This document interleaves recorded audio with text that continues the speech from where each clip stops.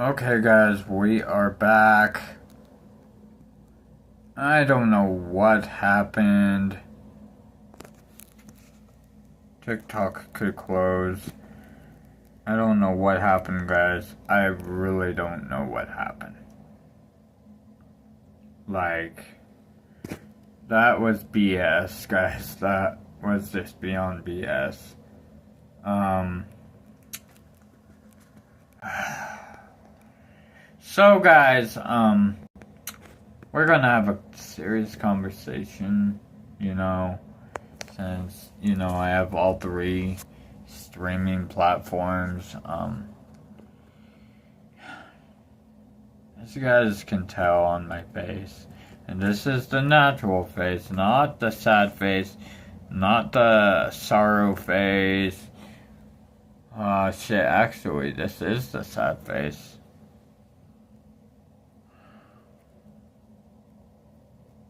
Now this is the natural face. Well, as you guys can tell by my natural face, I don't look too happy. Guys, I suffered through depression, guys. I've had depression for 8 years. But, guys, I'm gonna just start at the beginning. Might as well start at the beginning because a lot of you don't know my story. So, guys, let me start from the beginning, all the way back to 1992.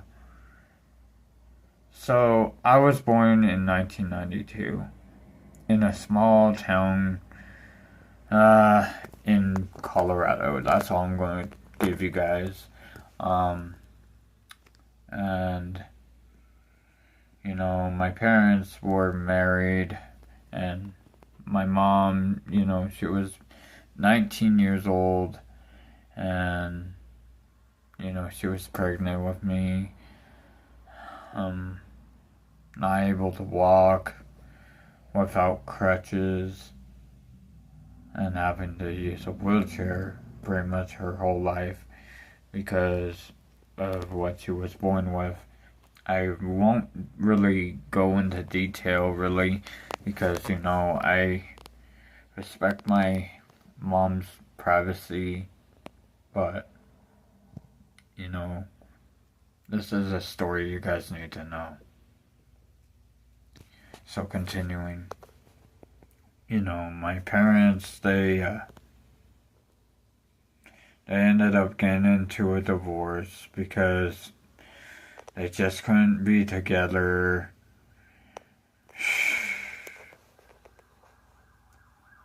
According to my mom, it was because of my dad's drinking and because he hit her and all that. My dad, he told me a different story. But, both my parents, they have their own problems,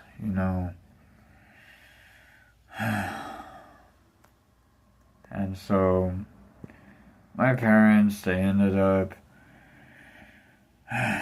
fighting over custody of both siblings, and my mom ended up getting custody of us, and so my mom raised me and my sister, and my nana helped her. My grandma, she helped too. My dad's mom, she still helped, And my grandma Leila, before she died, my late grandma Leila, she took care of us too. She would help my mom, and yeah. So, when I was little, guys, I didn't have too many friends because people judged me because I was too chubby, and also because of my glasses and you know, it hurt, guys. It hurts so bad, you know, not having really a friend in the whole world, you know, and having the whole entire classroom bully you. You know, it hurt. It hurt so much that, you know, my deceased Nana Marianne, she knew the pain that I was going through. The teachers were not treating me right. The students weren't treating me right. Until one day she noticed it because I was so shaky. Because, guys, I have epilepsy, ADHD, asthma, and I'm autistic.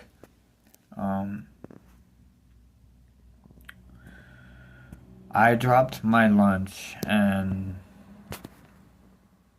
she was like, hold on, Hito, I'll get you some more, because she was a lunch lady at the time for District 60, and pretty much the teacher was like, no, he doesn't get any more because it was his own fault, and he dropped it.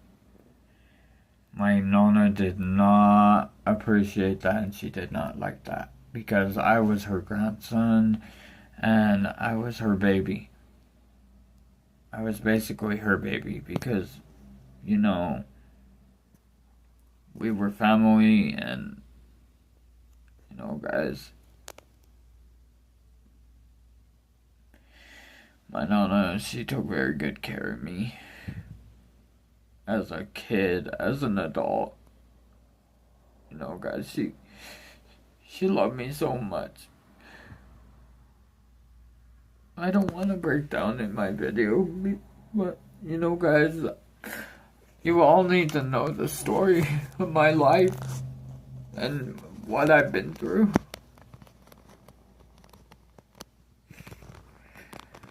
So, continuing, so my Nana went to the board of directors, the place that was in charge of the teachers, the District 60 itself.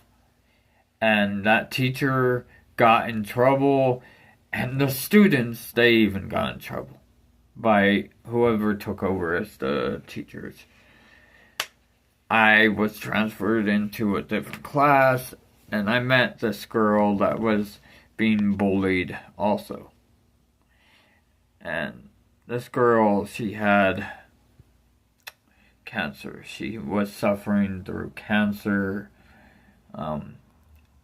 She had leukemia. She was born with it. And one day, I don't know what came over me, but when I saw that they were bullying her, I just couldn't take it no more.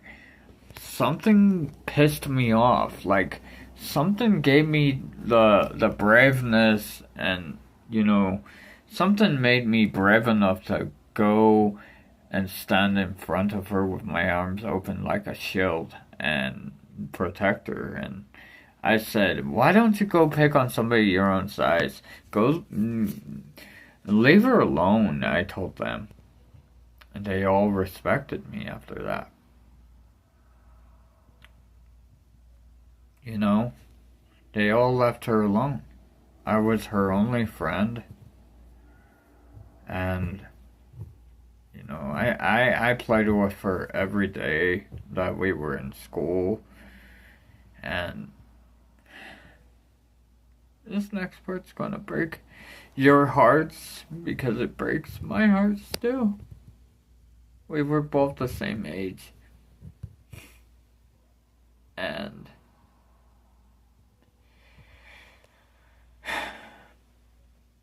she didn't make it, guys. She had a twin sister who was my sister's friend, and They both had the same thing. They both had cancer and they both didn't make it.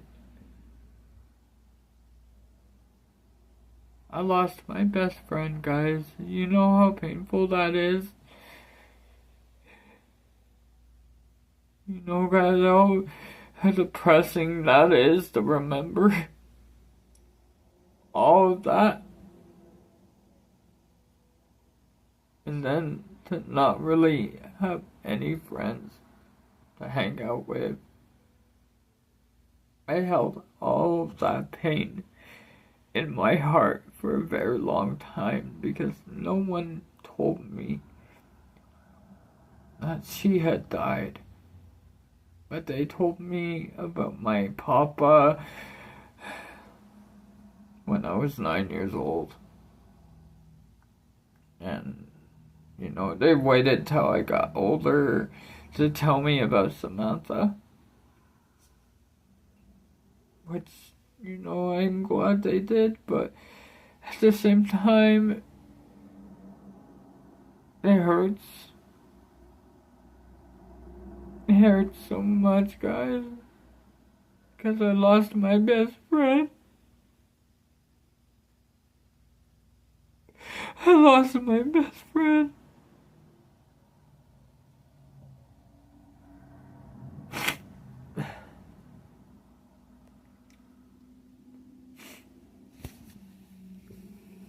But at the same time, I had another best friend. What I didn't know was I met my other best friend that same time.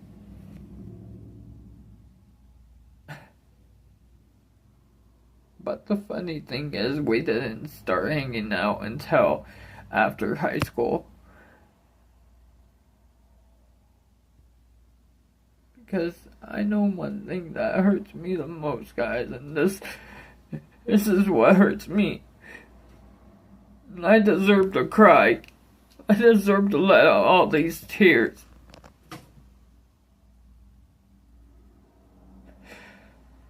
You know, my sister, every single birthday party that she had all her friends there. But me, I didn't have one single friend there. None of my friends were there for me. But I know one thing. If Samantha would have lived, if she would have survived, she would have been there for me. It wasn't until, you know, after I grew up that Andrew was there for me for my birthday. That's the true fact, guys. I didn't have any of my friends there for me when I needed them the most, when I was a kid. You know, and it hurts. It hurts so much. Like, when you expect all your friends to be there for your birthday, you know, and you be there for them on their birthday, and it just hurts, you know. I was always a good person, always a good friend to them, and I just need to let this all out, guys. I need to, because it hurts. And everybody's gonna ask me, what's wrong? You don't need to know what's wrong.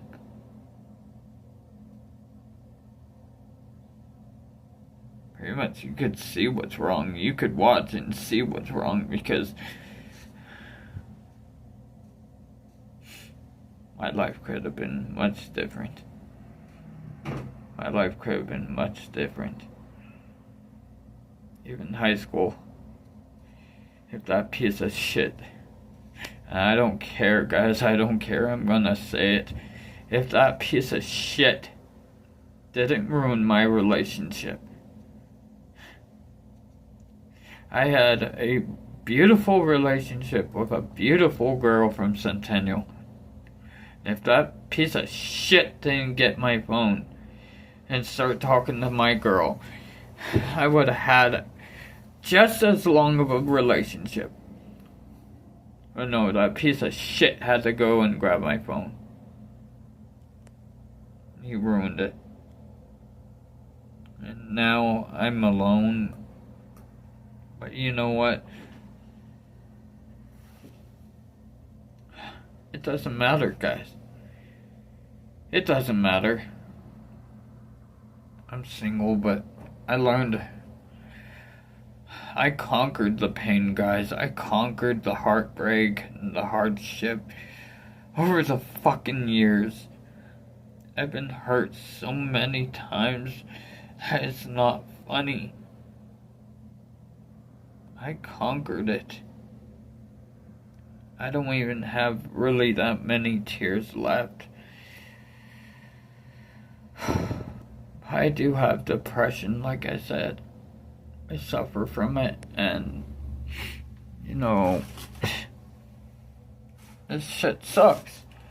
Because it's like, why can't I have happiness? Why can't I be happy? Like, but, you know, what I found out, you know, so many people have told me this, and they gave me advice. Make your own happiness. You know, I did. I went and I made my true happiness, but, you know, I need to be around people who are like me. I need to meet some VTubers who are like me. Like, none that are offering to make me a model, none that are wanting to make a banner for me, none of that. But I mean, people who want to, like, be friends with me, and people who get me, you know, people. Hold on, guys, I need to mute for a minute.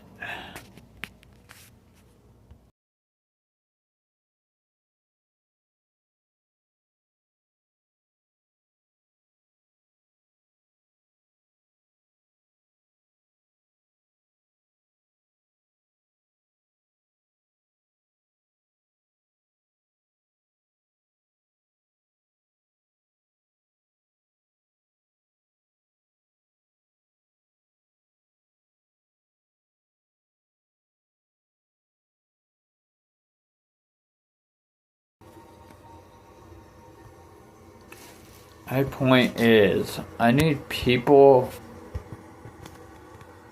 who get me. People who understand me. People who don't judge me, you know?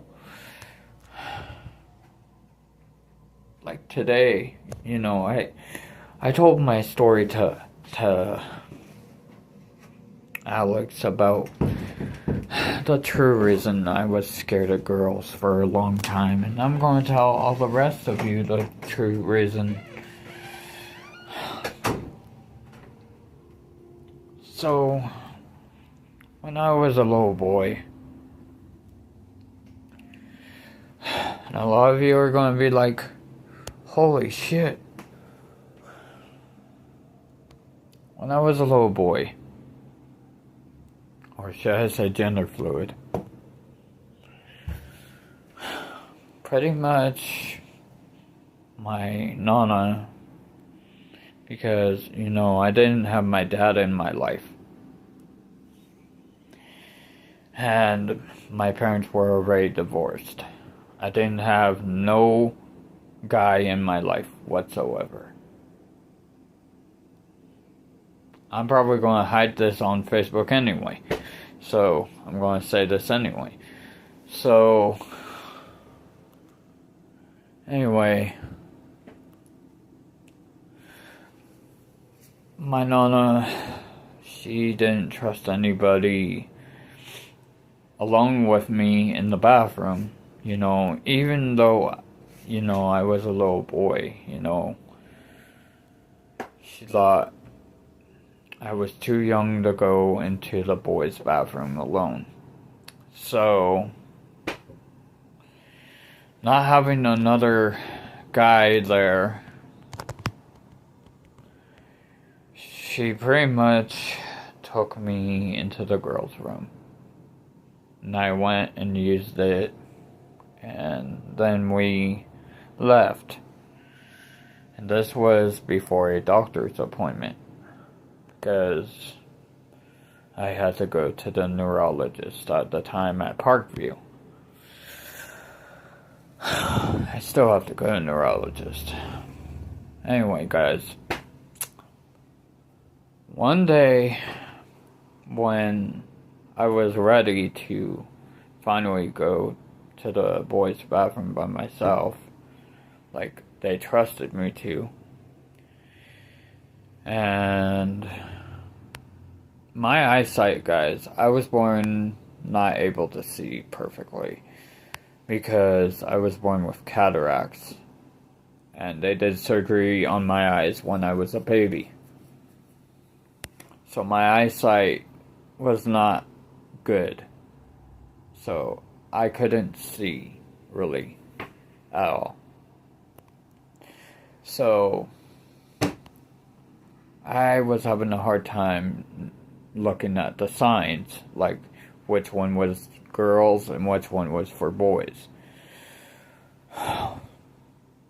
One day, we were at Golden Corral, and I was like, okay, I'm just gonna go ahead and take a chance. Like, they weren't old. At the time, they were girls my age. And I was so scared, I ran out of the bathroom and went to the other one. Like, that's how scared I was. You know how terrified I was of girls for a very long time? Like, I had a fear of girls for a very long time. Like, I had a fear of talking to girls, like, you name it. Like, except for my friends. They were the exception. You know, I had some friends, you know, that were girls that, you know, I was friends with for a very long time. But the fact is, I was scared of girls. So,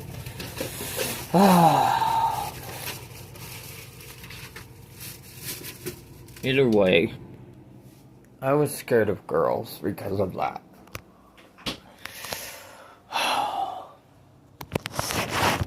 And then, when I got older, you know, guys, oh boy, the story of when I got older. Yes, the story of when I got older. Freaking, I went to high school. And the jackass who I was friends with originally threw my backpack into the girls' bathroom. My biggest fear, I was like, anyway, that was the... I confess it. Yes, I used the bathroom like a girl. But you know what? It's not my fault. That are things that, you know, learning experiences. I mean, you know, don't get me wrong, when I got older, I still ended up using the girls' bathroom. I will say that, but there was no one in there. Literally. And to be honest, I feel like a girl sometimes. You know, I'm gender fluid. You know, there's days I act like a guy, some days I act like a girl, and I'm proud of it. And people should respect that. You know, I'm a gender fluid, and I'm proud. I'm proud of who I am. You know, I love dresses, makeup, etc. I am proud of who I am. And if people want to judge me for it, you could go suck on a... No, what? No, I'm not going to say that. But you could go eat balls. Go eat balls. That's all I could say. Go eat balls. Or if you're a girl and you're judging me, go eat boobs. Go eat boobs. And I don't mean guy boobs. There we go, guys. I feel good. I feel good now. So much, guys, hit the follow,